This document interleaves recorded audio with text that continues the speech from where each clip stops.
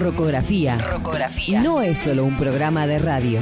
Rocografía. No es solo un programa de radio. Es una lucha en nombre del rock. Rock.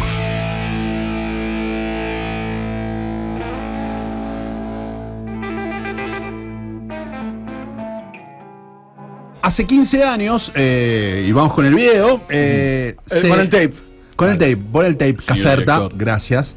Se publicaba el tercer disco o álbum solista del número uno de...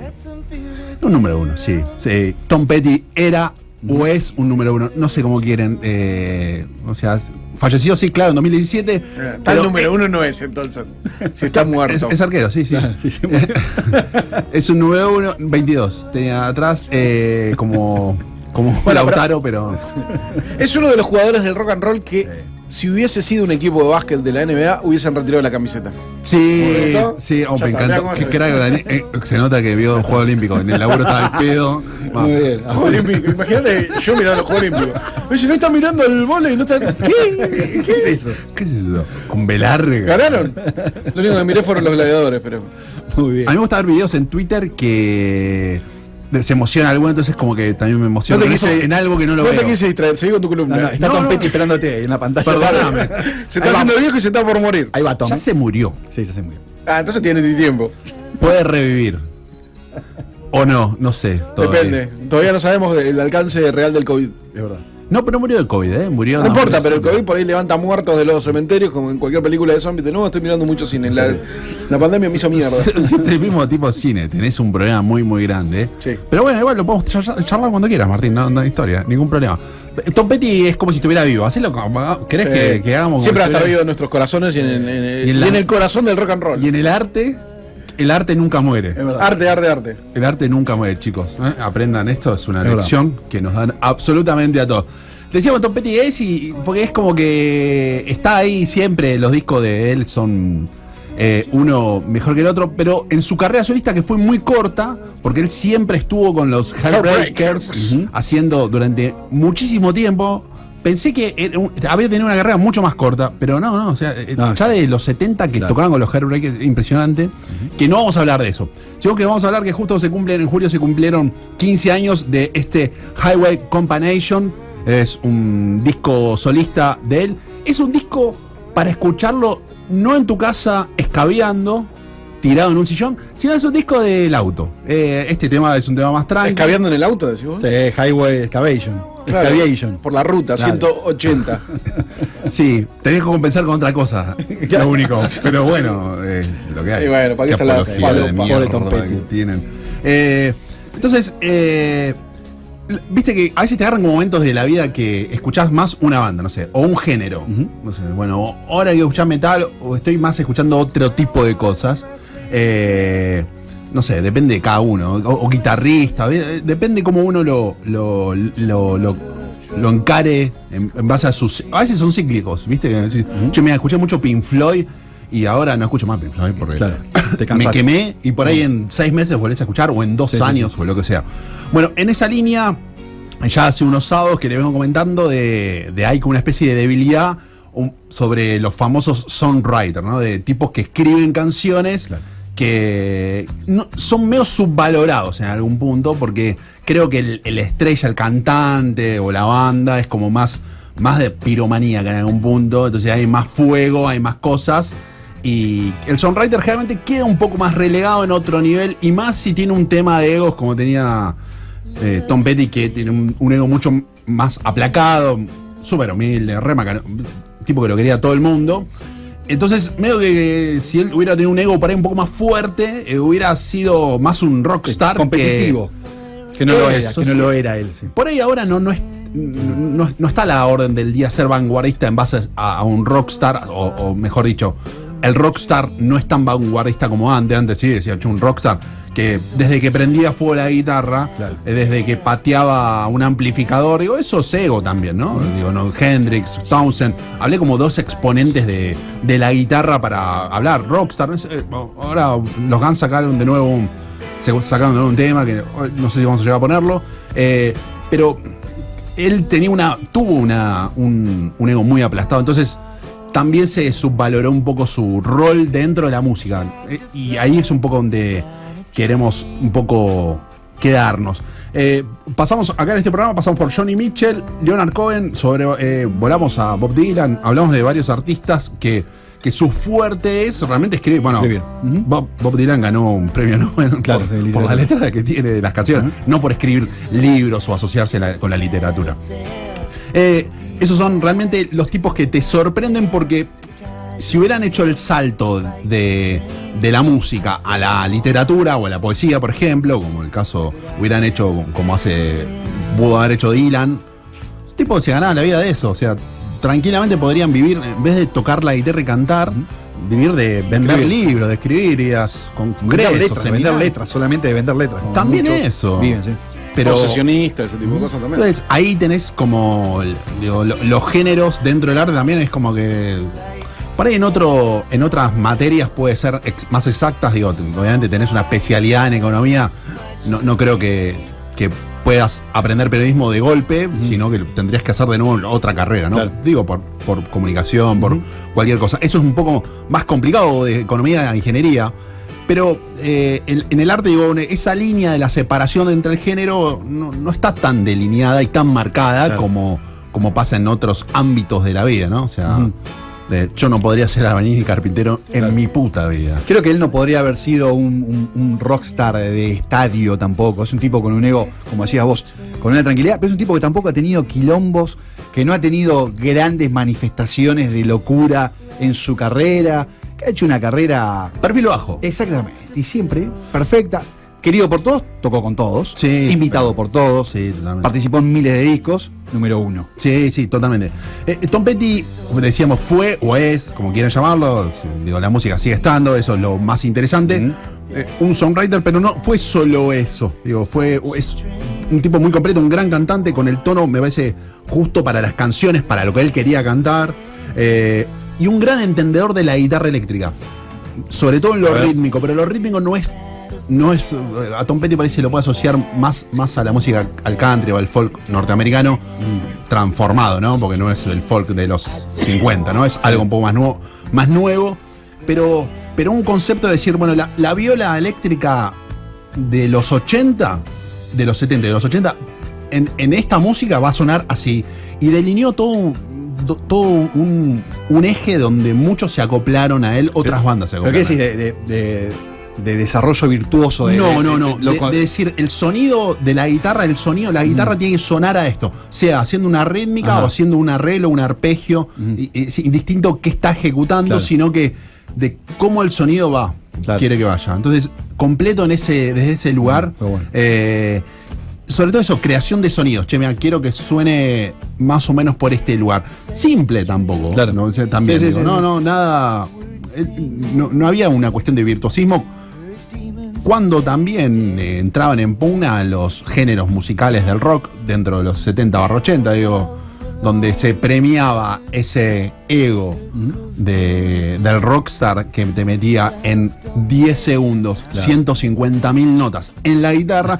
Se premiaba eso, y está bien, qué sé yo, los Guitar Heroes eran esos. Bueno, nosotros crecimos escuchando ese tipo de música. Y eso es otra cosa, va por otro lado. Pero el tipo, él dijo, yo voy para acá. Efectivo también, o sea, no es que no le rindió ni le sirvió, al contrario. Sí, es como un sello. Exactamente. Para mí lo leía en una nota de Radar, en página 12, una nota vieja, que salió en 2006, a propósito de este disco. Hablaban como de Tom Petty como el eslabón perdido entre los Beatles y Bob Dylan, ¿no? De mantener una línea, si buscabas una línea en la continuidad, y aparte vigente, cuando mismo por ejemplo, Willie Nelson estaba más apagado, mismo Bruce Springsteen había tenido un momento de furor muy alto, y después que se apagó, después volvió fuertísimo, un animal de toda la cancha que puede ver. Agarrás los últimos trabajos, los últimos 10 años, desde recitales en vivo a sus discos, al show en Broadway que tiene que estar en Netflix. O sea, decís, este chabón es impresionante. Pero se reinventó de bajar, volver a estar allá arriba. Tom Petty se mantuvo siempre en el mismo lugar. No hay un disco flojo. No le conocí un disco flojo. No hay. He escuchado. Las últimas semanas he escuchado. No hay nada flojo y buscas críticas y no hay críticas malas de los laburos de él. Bien. O sea, hay algunos que son espectaculares y otros que son un poco, no sé si tan espectaculares, pero no son flojos. Y entonces eso es una continuidad. Muy amigo de George, muy amigo de Clapton, digo, mantuvo una amistad con, bueno, laburó con Paul McCartney también. Es como los Orozco, ¿viste? Lo conocían todo. Para ir un poco a la historia de él, digo, el vuelco a la música que él hace, que no le importaba nada de la música, la verdad que él, la música era lo que menos le atraía a la vida, pero él conoce al número uno, otro arquero, al gran Elvis Presley, en su ciudad natal, Gainesville, en Florida, donde lo ve al tipo que fue a filmar una película que era una mierda total, pero lo ve a Elvis Presley y al chabón le explota la cabeza la actitud que tenía el tipo. Otro día traeremos a hablar del mundo de Elvis, ¿no? Porque sí, la verdad que un fenómeno único e irrepetible la historia de la música. Y después de ver en la tele a los Beatles en el show de Ed Sullivan, digo, me parece que son a muchos músicos ver a los Beatles ahí en ese show televisivo que se transmitía para todo el mundo. Fue algo trascendente. Bueno, él lo nutrió eso y lo hizo volcar directamente a la música. Ya en el 75 se vuelca a los Heartbreakers. Y me parece una de las capacidades que siempre tuvo es en las capacidades de hacer sociedades que después devenían en amistades. O sea, el tipo tenía esa cosa de, bueno, nos juntamos y después eran re amigos. Claro. Todo el tiempo. Me parece que fue una virtud muy grosa que tuvo. Para el tema de los Heartbreakers, tuvo una amistad con Mike Campbell. Digo, Mike Campbell dentro de la música, dentro de la producción y está todo dentro de un círculo de gente que es muy groso. Un servidor de la canción, violero, él sí era guitarrista, pero también se alineó con la onda de Tom Petty, de decir, la guitarra está al servicio de la canción, no la canción al servicio de la guitarra. Entonces, venía con esa idea a los 70, donde estabas todo, los tipos iban con esta cabeza, distinta, diferente, ni mejor ni peor, digo, ¿no? De cada cual que haga su propia evaluación. Iba sobre todo estaban las necesidades primero, él después, y no quería cagarla absolutamente. Una gran carrera como violero y como productor, no solo con los Heartbreakers, sino como Dylan, Johnny Cash, Fleetwood Mac, Roy Orbison. Roy Orbison dentro de la música estadounidense fue muy grosso también. Y después el otro socio que tuvo Tom Petty fue Jeff Lynne. Jeff Lynne, un británico, otro amigo de medio mundo directamente, conocido por todos lados. Electric Light Orchestra era como su banda, fue muy conocido por eso, pero dentro de todo ese mundo rockero, abajo había todo ese mundo de la producción que eran todos muy amigos, y Jeff Lynne trabajó con él y con Harrison, con Clapton, decíamos, fue productor de muchos de los discos de ellos, ¿no? Mucho con los Heartbreakers, ¿no? Entonces, y participaciones permanentes. O sea, lo que tenemos que decir es que los Heartbreakers fueron siempre en paralelo con todo lo que quiso hacer Tom Petty, ¿no? De hecho, Tom Petty tenía ideas de hacer algunos discos en los 90, pero era tan grande el fenómeno de los Heartbreakers que terminó siendo al final con la banda, ¿no? Claro. O sea, siempre con Tom Petty de Heartbreakers.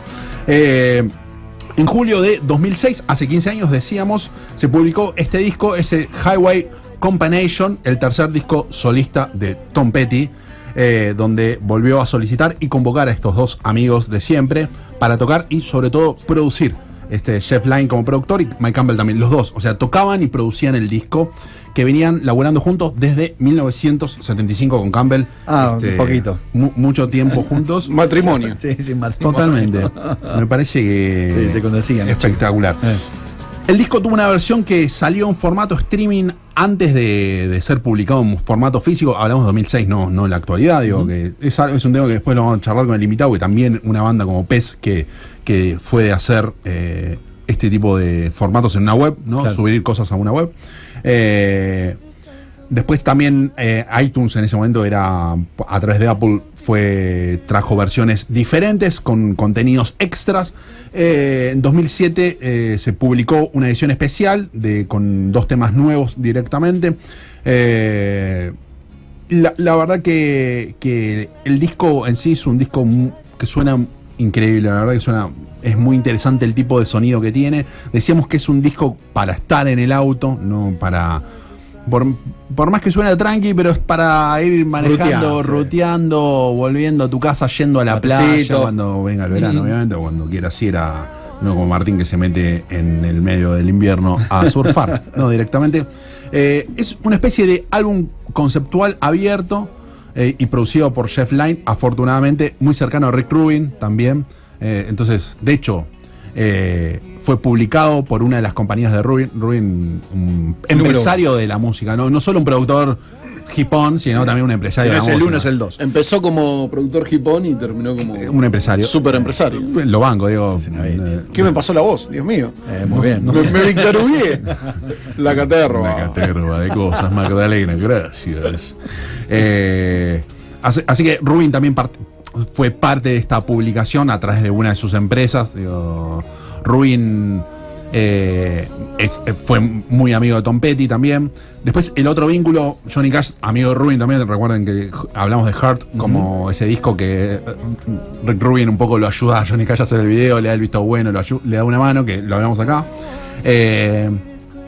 Y tanto Johnny Cash como Dylan siempre hablaban muy bien de Tom Petty. O sea, hablaban de como que era un virtuoso y el tipo medio que se echaba un poco abajo, ¿no? Claro. Pero laburó con ellos como maestros también, ha hecho muchas colaboraciones con ellos. O sea, la verdad que hay un disco de Clapton que se llama un tributo a J.J. Cale, que sale en 2016, donde Tom Petty toca, canta, ya un año antes de su fallecimiento. La verdad que es un disco que suena increíble, es un disco de un artista que está muy subvalorado para lo que me parece a mí directamente. Y me quedo con eso que les comentaba un poco al principio, digo, esa reflexión que a mí me cuadró perfecta que hizo el radar de Página 12 para esto. Él es un eslabón perdido, me parece, entre los Beatles y Bob Dylan. Es una continuidad de cosas. La definición. Me parece bárbaro, aparte muy concluyente, muy clara y muy transparente lo que pienso de este artista. Después, los géneros, como ¿no? Pero sí, aparte es un tipo que estuvo siempre ahí. Me parece que, estuvo a 2 segundos de convertirse en uno de los grandes 10 del rock and roll. Como decir, Rolling Stone. O no sé, otros Chuck Berry, qué sé yo, no sé. Se me ocurren así tipos que están solos, que han sido muy exitosos. No sé, Prince, David Bowie, Lou Reed. Le faltó esa suerte como para eso que sea masivo para todos. Claro, porque fuera de lo que es el rock and roll, no hay mucha gente que lo conozca, sobre todo en nuestro país. Pero le faltó ese plus para hacerse universal. Donde escuchaste un poquito de rock and roll, enseguida te encontrás con Tom Petty. Nada, la vuelta a una esquina, porque está por todos lados. Son tipos que son así, no sé, otro que, si estás con el tema de los cantautores, Neil Young tiene millones y millones de cosas. Mark Knopfler también. Son tipos que estuvieron ahí. Mark Knopfler la pegó con un disco, un tema, se hizo universal, justo en TV, el video. Su imagen es con la guitarra. Videopesca, todo eso le hizo llegar al éxito. Tremendo programa, chicos. Con Paco García. Le mandamos un buen pejerreillazo. Mirá, vos no sabés que se puede. Empecé hablando de Tom Petty y terminé con Paco García. Bueno, pero está todo relacionado. Y eso solo comemos bizcocho de grasa. Menos mal. Pero, digo, Mark Knopfler, a diferencia, él es como un violero. Primero se hizo famoso por la viola, por lo que hacía, no sé, en Sultan of Swings o en Videopesca, ¿no? Decíamos, pero como encarnaba. Como encarnaba la viola en Videopesca. Pero como Neil Young es otro ejemplo más que también en algún momento podemos traer.